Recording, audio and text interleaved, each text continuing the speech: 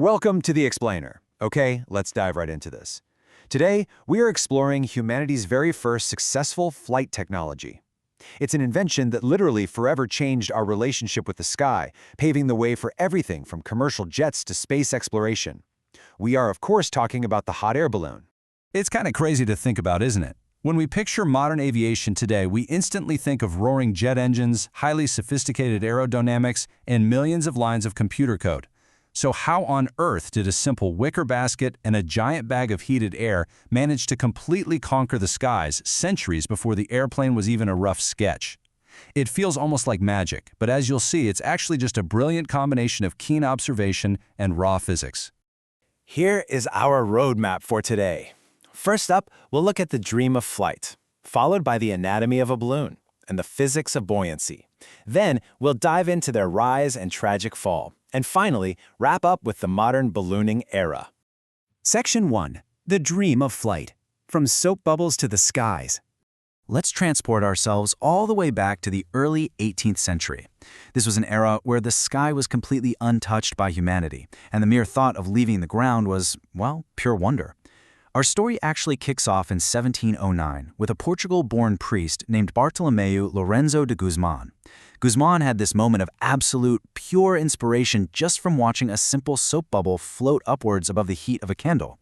From that one everyday observation, he figured out that objects lighter than air could technically fly. In August of 1709, he went ahead and presented a miniature flying machine, essentially a tiny hot air balloon, to the royal house, and King John V was absolutely thrilled by it. Which honestly is pretty impressive considering the king was remarkably chill about a priest playing with fire and floating burning bubbles indoors. But hey, it sparked a total revolution. It all started with a soap bubble. Now, the massive, full-scale breakthrough happened a few decades later over in France. The Montgolfier brothers, Joseph Michel and Jacques Etienne, actually managed to create the first practical hot air balloon. On November 21, 1783, they pulled off the world's first untethered manned flight right over the skies of Paris, carrying Pilatre de Rosier and the Marquis d'Erlandes. This single event ignited a massive global fascination with aviation, and the innovation just kept rolling. Literally a month later, in December 1783, Professor Jacques Charles and Nicolas Louis Robert launched the first manned hydrogen balloon. That one offered way greater altitudes and much longer flights. So yeah, the space race of the 18th century had officially begun. Moving on to Section 2, Anatomy of a Balloon, blending old and new technology. Now, what's really interesting about this is how those historical dreams transitioned into physical reality. Let's break down the structural components of a modern hot air balloon. Right at the very top, you've got the parachute valve. The pilot actually uses this to release hot air and precisely control their descent. Below that is the massive envelope. That's the primary fabric structure that actually traps all that heated air. Down at the base of the envelope, you'll find the skirt, and right below that sits the propulsion system, the burners. Finally, suspended underneath the whole shebang is the passenger compartment, that traditional wicker basket which safely houses the compressed liquid propane tanks used to fuel those massive burners. To really understand how that massive envelope gets its iconic shape, we have to look at how it's built. Modern sport balloons are generally made from nylon fabric.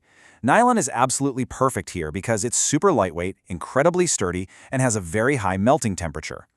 The envelope itself is built from these large vertical sections called gores, which stretch all the way from the base to the crown. But these gores aren't just one giant piece of fabric, right? They're meticulously pieced together from a bunch of smaller, geometrically cut pieces of fabric called panels, all sewn together and heavily reinforced with strong webbing. What you should really take away from this structural design is the brilliant juxtaposition of materials. Right near the fierce, intense heat of the burner, the skirt is coated with a highly specialized fire-resistant material, like Nomex, to keep the nylon from going up in flames. But then, you look right beneath that super high-tech fabric and burner system, and what do you find? A traditional, old-school wicker basket. Why wicker? Well, it's sturdy, it's lightweight, and crucially, it is flexible. Think about it. If the basket were made of rigid metal or composites, passengers would feel the brutal brunt of the impact force every time they landed. Wicker actually flexes and absorbs that kinetic energy. It's literally a perfect marriage of ancient craft and high-tech engineering. Section 3, the physics of buoyancy, the invisible engine. Okay, so we've seen the hardware, but let's talk about the invisible engine that's actually driving this machine. And don't worry, we aren't just going to stare at dry formulas here. This is the literal recipe for flight. To keep a balloon rising, the pilot fires the burner, which pulls liquid propane through a heating coil. This turns it into a highly combustible gas, creating this powerful flame that heats the air inside the envelope to an average of about 100 degrees Celsius, or 373 Kelvin. Because the bottom of the balloon is open, the pressure inside stays roughly the same as the atmospheric pressure outside, about 101,300 pascals. When you apply the ideal gas law to this, you find that this extreme heat actually drops the density of the air inside the balloon to 0.946 kilograms per cubic meter. Compare that to the ambient outside air, which is sitting at roughly 1.2 kilograms per cubic meter. So the crucial point here is that this specific difference in density is exactly what creates lift. If you take that density difference and multiply it by an average envelope volume, say 2,800 cubic meters, you get an astonishing net upward buoyant force of 711 kilograms. That's 1,565 pounds.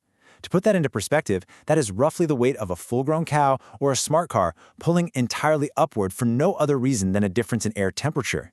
That invisible difference is literally pushing upwards with enough raw force to lift the massive envelope, the heavy burners, the fuel tanks, the wicker basket, and several passengers right off the surface of the Earth. It's wild. Section 4. Rise and Tragic Fall. The End of the Airship Era. So, while they started out as these awe-inspiring scientific wonders, lighter-than-air vessels very quickly became pivotal instruments of global military strategy, before meeting a rather sudden end. Shortly after their invention, balloons and dirigible airships definitely weren't just used for joyrides. During the French Revolutionary Wars and later the American Civil War, military forces actively used them for aerial reconnaissance, literally observing enemy troop movements from high up in the sky. They were also absolutely critical for early atmospheric research. But as we map out this historical continuum, we see that by the early 20th century, a completely new technology was rapidly encroaching on their territory, leading up to a very definitive, tragic turning point in 1937. The decline really began with the rapid, aggressive advancement of motorized, fixed-wing airplanes. Honestly, it just came down to operational efficiency. Lighter-than aircraft were slow and incredibly vulnerable to adverse weather conditions. Airplanes, on the other hand, well, they simply dominated. They offered vastly superior speed, much greater payload capacities, incredibly precise maneuverability, and way better weather resilience. Very quickly, airplanes became fundamentally more reliable and economically viable for both commercial and military use.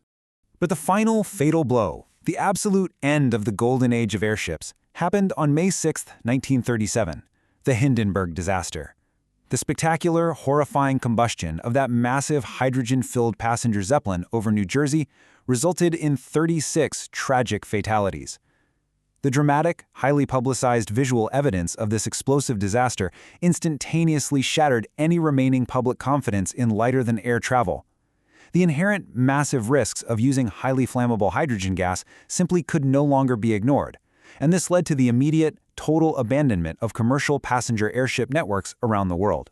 Section 5. The Modern Ballooning Era, a Cultural Renaissance. And this brilliantly illustrates how technology adapts. Despite totally losing the battle for commercial transport to the airplane, the balloon didn't just fade away into the history books. Instead, it experienced this beautiful cultural renaissance. Today, balloons have successfully adopted by finding these highly specialized, relatively low-risk niches. They've essentially transitioned from being critical aeronautical and military instruments to culturally significant artifacts. Hot air balloons are now the absolute stars of the leisure and tourism sectors. I mean, think of those breathtaking scenic aerial tours over famous landscapes, or those massive, visually stunning competitive ballooning festivals that draw hundreds of thousands of people globally. Even gas airships still survive today, mostly as smaller helium-filled blimps used for aerial advertising or highly specialized meteorological observation. The explainer material also makes it clear that the evolution of the balloon is far from over. There's a lot of exciting stuff on the horizon. For one, balloons are proving to be incredible tools for STEM education, giving students highly engaging, hands-on, practical ways to understand things like fluid mechanics and thermodynamics. Beyond that, the engineering sector is actively researching sustainable, eco-friendly heating alternatives to replace liquid propane, trying to align this centuries-old technology with modern carbon reduction goals. And manufacturers are continuously pushing the envelope, pun intended, with material innovation, building on advanced fabrics like Nomex to make balloon envelopes safer, lighter, and longer-lasting than ever before. We've definitely covered a ton of ground today, all the way from the basic physics of a propane burner heating up nylon to the grand history of military airships and right through to modern-day festivals. But I really want to leave you with a thought. Back in 1709, A priest fundamentally changed the course of human history simply by watching a tiny silt bubble float over a candle. So it really begs the question, if such a simple, everyday wonder inspired humanity's very first flight, what completely overlooked everyday wonders around us right now will inspire our next great leap in sustainable aviation? Keep observing, keep questioning, and thank you so much for joining me on The Explainer.